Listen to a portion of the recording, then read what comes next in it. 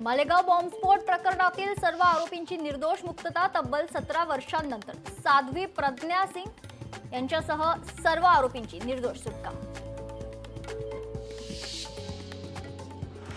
भगव्याचा विजय हिंदुत्वाचा विजय, संन्यासी आहे म्हणून मी जिवंत, निर्दोष सुटका झाल्यानंतर साध्वी प्रज्ञा सिंह ठाकूरची प्रतिक्रिया।